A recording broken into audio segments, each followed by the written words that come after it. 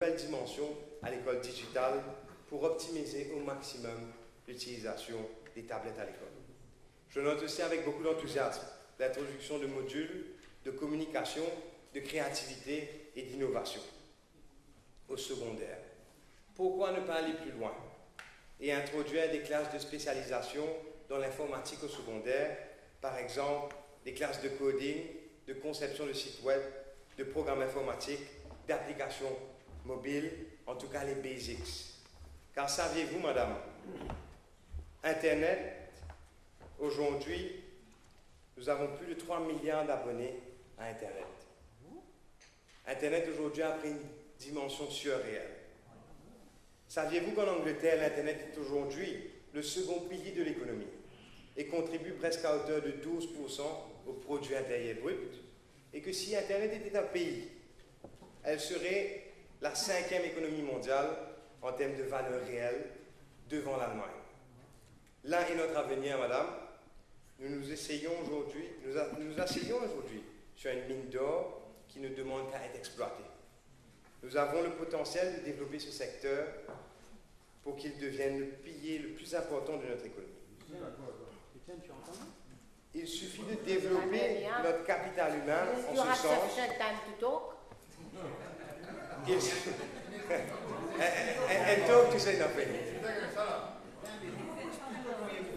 Il suffit de développer notre capital humain en ce sens, et tout cela commence avant à l'école.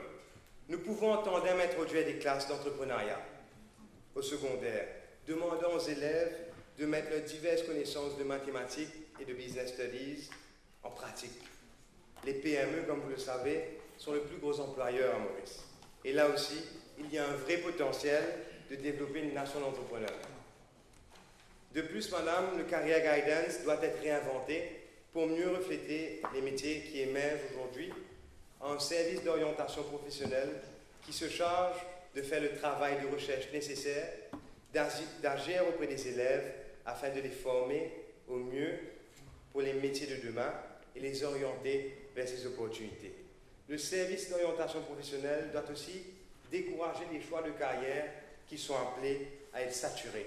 Prenez par exemple aujourd'hui le métier d'avocat. Nous avons plus de 650 avocats au barreau, des avocats, et les jeunes peinent à trouver du travail. Et le constat est pareil chez les médecins, chez les jeunes médecins. Les jeunes peinent à trouver du travail.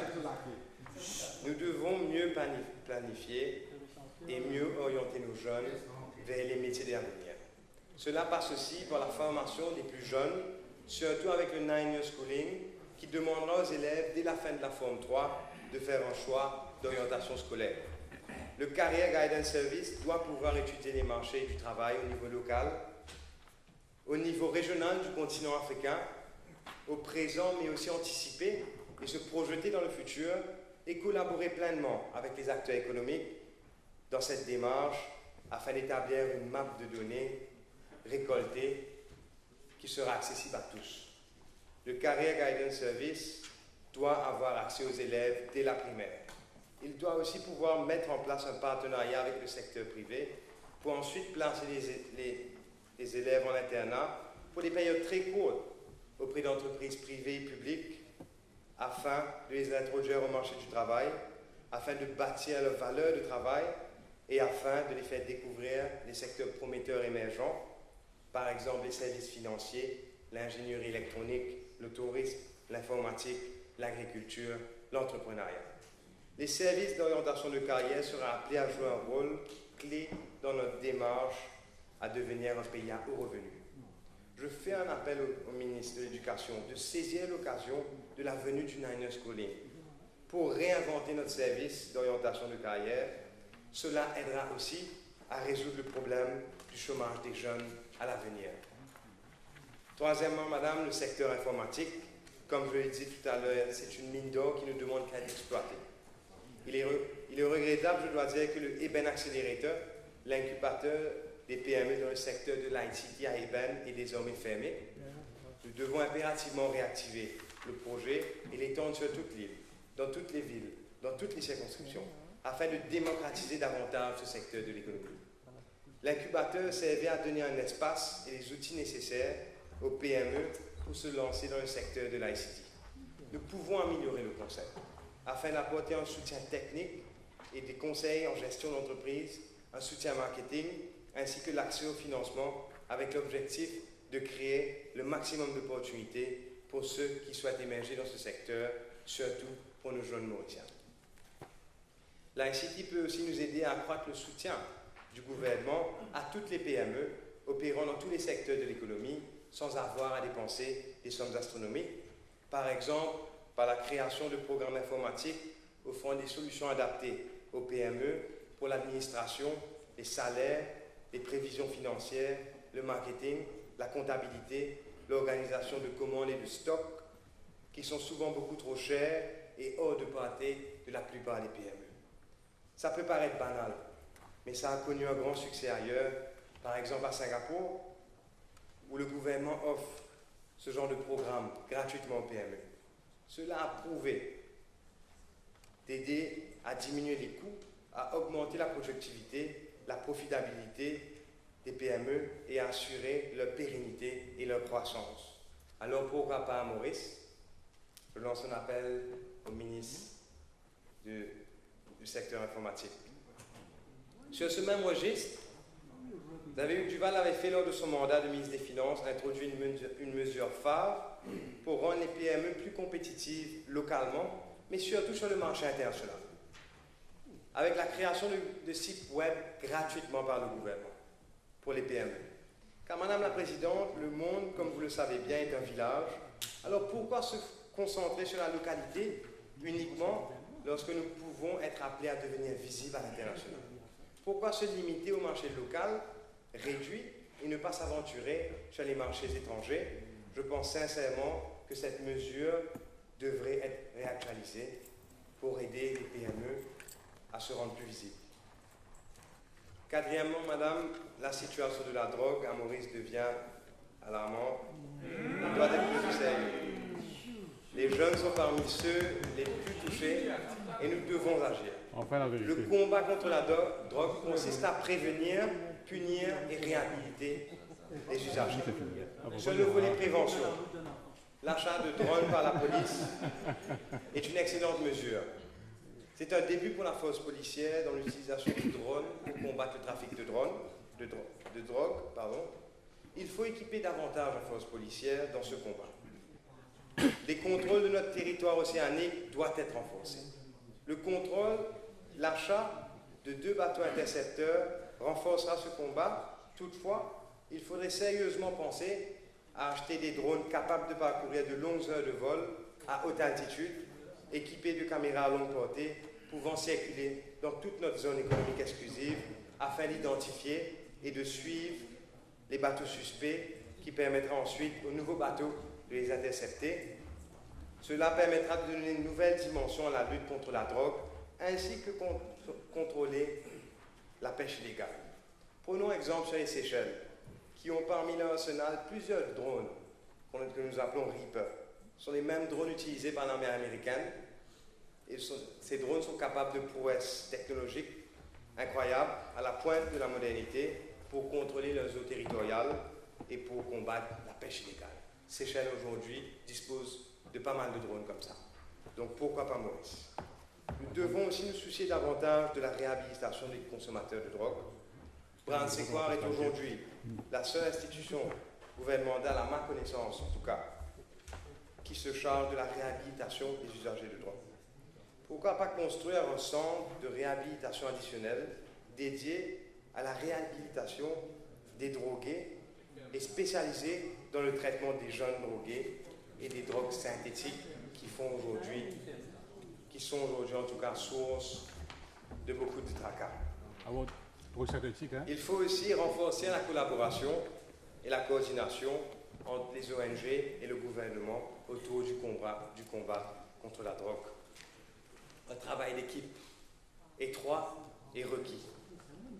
Cinquièmement, un sujet qui me tient à cœur, Madame la Présidente, c'est l'environnement. Je souhaite partager avec vous un article paru dans l'Express.fr sur l'environnement. À partir de lundi 8 août, la planète vivra à crédit. Lundi, l'humanité a consommé toutes les réserves que la Terre est supposée lui fournir pour l'année. Pendant plus de 140 jours, elle va vivre à crédit, et selon les calculs de l'ONG Global Footprint Network, l'humanité a d'ores et déjà consommé toutes les ressources dont la Terre est disposée et qu'elle peut renouveler en 12 mois. Elle a nommé ce jour l'Earth Overshoot Day, le jour du dépassement de la Terre, ce qui signifie que la population mondiale a besoin, pour vivre jusqu'au 31 décembre prochain, des ressources équivalentes à 1,6 planètes. Chaque année, l'organisation publie le même communiqué avec une date différente. Le constat est triste et réel, et Maurice n'est pas une exception. Nous devons agir maintenant avant qu'il ne soit trop tard. Madame la Présidente, la génération à laquelle j'appartiens est la dernière à pouvoir renverser la courbe du changement climatique. La protection de l'environnement doit être, à mon avis, un des axes les plus importants de l'action gouvernementale. Je suis favorable, personnellement par exemple, à la réintroduction de la taxe carbone sur les véhicules qui doivent servir à encourager l'achat de véhicules à faible émission de carbone et décourager l'achat de véhicules à grosse cylindrée qui ne sont de toutes les façons pas indispensables à Maurice. Je suis favorable à tout encouragement et à tout soutien du gouvernement aux initiatives liées au développement des énergies renouvelables pour soulager notre dépendance aux énergies fossiles. Nous devons être plus actifs dans notre démarche pour accompagner le développement d'une réelle conscience environnementale. Et le mot conscience est fort. Les smart cities appelées à être construites doivent impérativement optimiser leur consommation d'énergie et créer elles-mêmes des énergies renouvelables. Et cela doit, à mon avis, figurer dans les conditions d'obtention de permis. Je suis également favorable à mettre en place une réserve de protection d'espaces de forêt dédiée à la conservation et à la reproduction de la faune et de la flore terrestre qui doit être irréductible et qui doit s'étendre sur une superficie. Il est difficile pour moi de placer un chiffre, mais en tout cas de tête d'au moins 20% de toute la surface de notre île où la main et le développement de l'homme est banni. Cela doit s'appliquer aussi à notre océan. Il est inconcevable que près de 75% de nos coraux sont aujourd'hui morts. Il me paraît personnellement encore plus inconcevable que nous pratiquions encore la pêche dans notre lagon à ce jour sans mesures strictes avec un laisser-aller. C'est malheureusement mon constat. J'ai été moi-même plusieurs fois témoin de pêche sauvage à la Seine hors saison qui malheureusement continue. Nous devons dédier au moins 30% de notre lagon à des réserves marines protégées où la pêche est absolument interdite. Pourquoi ne pas fusionner les fisheries, la Coast Guard, la Beach Authority en une entité à pouvoir accru et doter l'effectif adéquat pour arrêter les pratiques qui détruisent notre patrimoine naturel. Nous devons aussi protéger nos mangroves, nos coraux, nos embouchures de rivières pour permettre à la nature de se reconstruire. Nous devons aider dans cette démarche en cultivant artificiellement les coraux à grande échelle afin de les replanter dans nos lagons et cultiver les espèces de poissons menacées dans les cuves afin de repeupler notre océan. L'exemple de l'Australie dans ce domaine doit être suivi. Il nous faut également en urgence mettre en place un plan d'urbanisme. Et là, je dois quand même souligner que l'honorable Amiamia avait raison sur ce point. Mettre en place un plan d'urbanisme pour toutes les collectivités locales afin d'intégrer nos espaces urbains à notre environnement avant qu'il ne soit trop tard. Il faut ainsi intégrer plus d'espaces verts dans les zones urbaines afin d'améliorer la qualité de l'air et nous sommes déjà en retard sur la question. Madame la Présidente, nous devons à nos jeunes, à nos enfants, à nos petits-enfants et aux générations qui vont suivre de protéger, conserver et respecter notre environnement afin que l'on puisse leur transmettre un riche patrimoine naturel au lieu de les condamner à un monde toxique. Cela doit être notre héritage à nous, ce gouvernement, cette Assemblée. Et nous parlons justement d'héritage pour les jeunes, et cela m'emmène à mon dernier chapitre qui me tient à cœur, la place des jeunes dans notre société. Plus de la moitié de la population mondiale, comme vous le savez, est âgée de moins de 30 ans aujourd'hui. La vie étant un cycle, nous serons tous appelés à passer le flambeau un jour ou l'autre. Créons une culture, dès maintenant, d'écoute et de consultation et d'intégration des jeunes dans les affaires du pays et dans nos structures sociales. Je félicite le ministre des Finances qui a créé l'ouverture aux jeunes. Je vous rappelle qu'il a trouvé juste et sage de consulter les jeunes dans la préparation de son budget. C'est une mesure fort louable et une leçon d'humilité qu'il nous donne.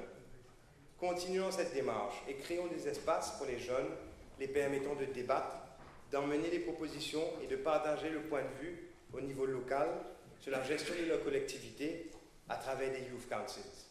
Créons aussi l'opportunité pour les jeunes de s'organiser en réseau, structurés de manière officielle, disposant d'une réelle influence sur les décisions qui les concernent et faisons une place à la table des décisions, à la table des décideurs, à ces organisations, afin que leur point de vue puisse être entendu, par exemple, sur les affaires de l'éducation, du sport, de l'art et de la culture, du commerce, des technologies informatiques, parmi tant d'autres.